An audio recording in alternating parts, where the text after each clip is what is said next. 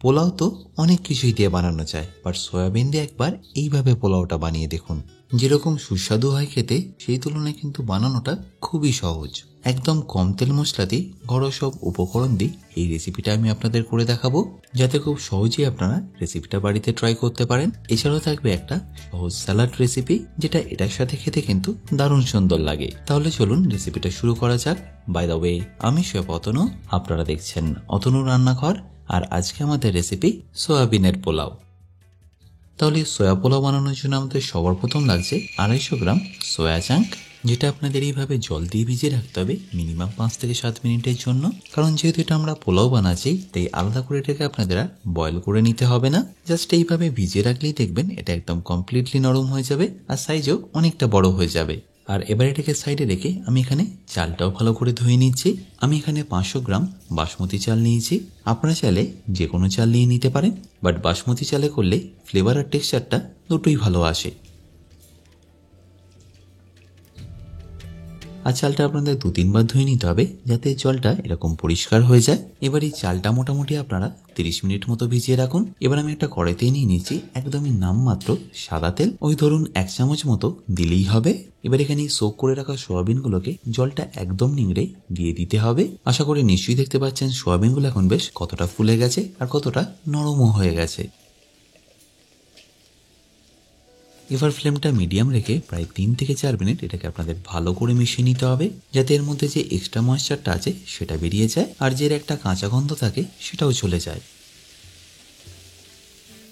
আর এই স্টেজে আপনাদের দিয়ে দিতে হবে স্বাদ মতো নুন, আর একটু এগুলোকে কালার করার জন্য 1 চা চামচ কাশ্মীরি লঙ্কার গুঁড়ো আর 1/2 চা চামচ হলুদ গুঁড়ো। ব্যাস, এখানে আপনাদের আর কিছু লাগবে না। এটাকেই আপনাদের ভালো করে একটু মিশিয়ে নিতে হবে। এরপর যখনই দেখবেন এটা ভালো করে মেশানো হয়ে গেছে আর এর কাঁচা গন্ধটাও চলে গেছে, তখন এটাকে তুলে নিয়ে একটা পাত্রে রেখে দিন।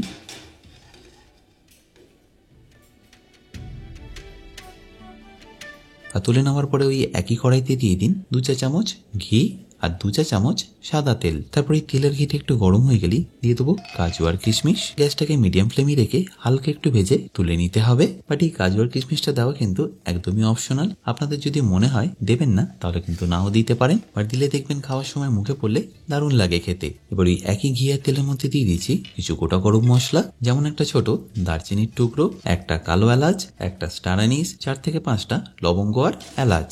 এরপর যখনই দেখবেন এই সবকিছু থেকে ভালো করে ফ্লেভারটা ছেড়ে দিয়েছে, দিয়ে দিতে হবে এর মধ্যে পেঁয়াজ। আমি এখানে 3টে মিডিয়াম সাইজের পেঁয়াজকে এইভাবে পাতলা পাতলা করে কেটে দিয়ে দিচ্ছি। মনে রাখবেন খুব বেশি মোটা করে কাটলে কিন্তু এটা ভাজতে অনেকক্ষণ সময় লাগবে, আর পরে আদা রসুনটা দেওয়ার পরে গলতে অনেকক্ষণ সময় লাগবে। তাই প্রপারলি কোন রেসিপির জন্য কি পদ্ধতিতে কোন ভেজিটেবল কাটতে হবে সেই সবকিছু আমি শিখিয়েছি আমার বেসিক কুকিং কোর্সে, যেটা আপনারা পেয়ে যাবেন আমার নিজস্ব ওয়েবসাইট www.otonurannaghar.com এ। সেখানে কাটিং ছাড়াও থাকছে প্রায় 60টারও বেশি ভিডিও, যেগুলো আপনাদের হেল্প করবে নিত্য প্রয়োজনীয় রান্নাগুলোকে আরো সুস্বাদু করে তোলার জন্য। লিঙ্কটা যদিও ডেসক্রিপশনে দেওয়া আছে, তাও বলে রাখি যদি কিনতে কোনো রকম অসুবিধা হয় আমার সাথে এই হেল্পলাইনে যোগাযোগ করতে পারেন। আর পেঁয়াজটাকে আপনাদের খুব বেশিক্ষণ ভাজতে হবে না, হালকা একটু লাল লাল করে ভাজা হয়ে গেলেই দিয়ে দিতে হবে এখানে আদা রসুন বাটা। 2 চা চামচ আদা রসুন বাটা দিয়ে ভালো করে এটাকে আপনাদের মেশাতে হবে। দেখবেন আস্তে আস্তে 3 থেকে 4 মিনিটের মধ্যেই পেঁয়াজগুলো গলতে শুরু করবে, আর আদা রসুনের কাঁচা গন্ধটা চলে গেলেই দিয়ে দিতে হবে এখানে আপনাদের টমেটো। আর টমেটোটাকে আমি এইভাবে পাতলা পাতলা করে কেটে নিয়েছি, যাতে এটা তাড়াতাড়ি গলে যায়। আর টমেটো দেওয়ার পরে এখানে আমাদের কিছু মশলা দিয়ে দিতে হবে, যেমন রঙের জন্য সামান্য একটু হলুদ গুঁড়ো আর কাশ্মীরি লঙ্কার গুঁড়ো, আর টেস্ট একটু বাড়ানোর জন্য লাগবে সামান্য একটু ধনে গুঁড়ো। ব্যাস, এছাড়া আপনাদের আর কোনো মশলা এখানে লাগবে না। মনে রাখবেন এই সময় যেন গ্যাসের ফ্লেমটা একদম লো হয়। তারপর এটাকে একবার ভালো করে মিশিয়ে নিয়ে দিয়ে দিতে হবে আপনাদের এখানে 2 চা চামচ টক দই। দেখুন, যদি আপনারা এখানে টক দই ব্যবহার না করতে চান, সেক্ষেত্রে টমেটোর পরিমাণটা আপনাদের একটু বাড়িয়ে দিতে হবে। 3টের জায়গায় 4টে টমেটো নিয়ে নেবেন। বাট দই দিয়ে করলে দেখবেন পেঁয়াজটা আরো ভালোভাবে গলে যাবে আর টেস্টও একটু চেঞ্জেস আসবে। এবার গ্যাসের ফ্লেমটা বাড়িয়ে নিয়ে মিডিয়াম রেখে এটাকে একটু ভালো করে কুক করুন। দেখবেন 1 থেকে 1.5 মিনিটের মধ্যেই এইভাবে আস্তে আস্তে ঘিটা উপরে ছাড়তে শুরু করবে। ব্যাস, তখনই আপনাদের মিশিয়ে দিতে হবে সোয়াবিনটা। তেল মশলা কম থাকার কারণে এটা কিন্তু সবার জন্যই উপযোগী। আপনারা চাইলে এটা লাঞ্চ বক্সে বা টিফিনের জন্য কিন্তু বানিয়ে নিতে পারেন। দেখতেই পাচ্ছেন কত সহজ এটা বানানো।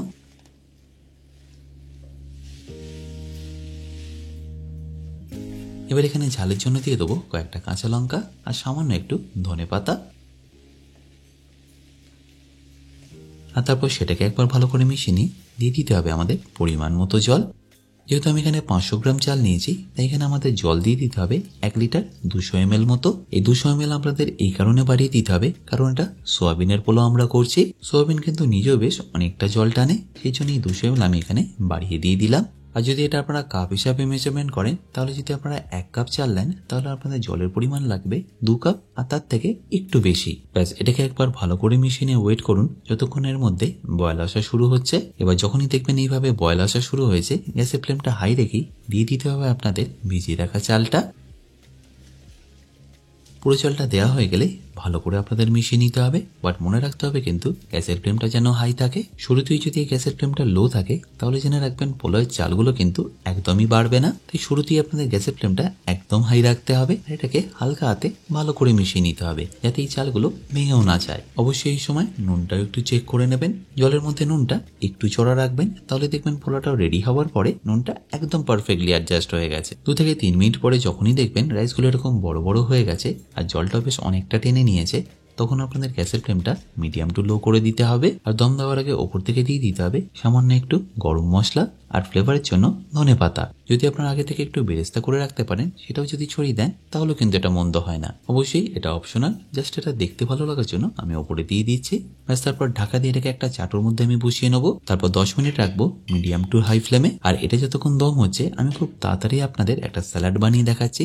এটার সাথে খেতে দারুণ সুন্দর লাগে। তার জন্য প্রথমে আমি খোলা শুদ্ধই কেটে নিচ্ছি একটা শশা। আর তার আগে অতি অবশ্যই কিন্তু শশাটাকে ভালো করে ধুয়ে নেবেন। আর তারপর এটাকে এইভাবে পাতলা পাতলা করে কেটে নিন। আচ্ছা, এখানে বলে রাখি, আপনারা যারা অতনু রান্না করে ইউটেন্সিল গুলো কিনে নিতে চাইছেন, লিঙ্ক আমি ডেসক্রিপশনে দিয়ে রেখেছি। অ্যামাজন থেকে সেগুলো আপনারা ইজিলি কিনে নিতে পারেন। আর শশাটা কাটা হয়ে গেলে আমি এটাকে একটা বোলের মধ্যে তুলে নিচ্ছি। আর তার মধ্যে আর কি কি দিয়ে দিচ্ছি দেখে নিন। প্রথমে দিয়ে দিচ্ছি একটা পেঁয়াজ এইভাবে পাতলা করে কেটে। তারপর দিয়ে দেবো একটু টক দই, সাথে ঝালের জন্য একটু কাঁচা লঙ্কা, আর সামান্য একটু মিষ্টির জন্য মধু।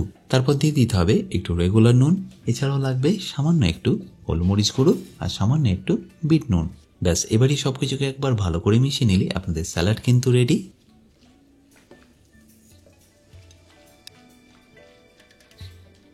এছাড়াও আপনারা চাইলে এখানে সামান্য একটু পুদিনা পাতা বা এরকম ধনে পাতাও দিয়ে দিতে পারেন, তাতে দেখবেন এটা আরো ভালো লাগবে খেতে।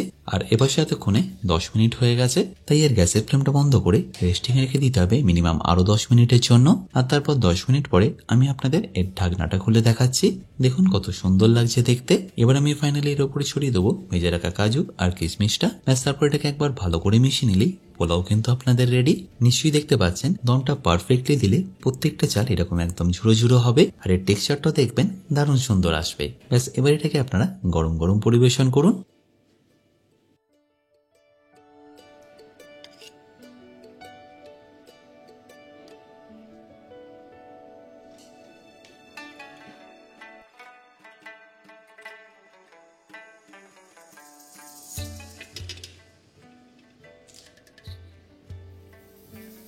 আশা করি সম্পূর্ণ রেসিপিটা আপনাদের নিশ্চয়ই ভালো লাগবে। আর ভালো লাগলে প্রতিবারের মতো আমাকে কিন্তু কমেন্টে জানাতে ভুলবেন না। বাই দ্য ওয়ে, আমি শেফ অতনু, আপনারা দেখছিলেন অতনু রান্নাঘর। দেখা হচ্ছে আপনাদের সাথে একটা নতুন রেসিপি নিয়ে নেক্সট এপিসোডে। ভালো থাকবেন, সুস্থ থাকবেন।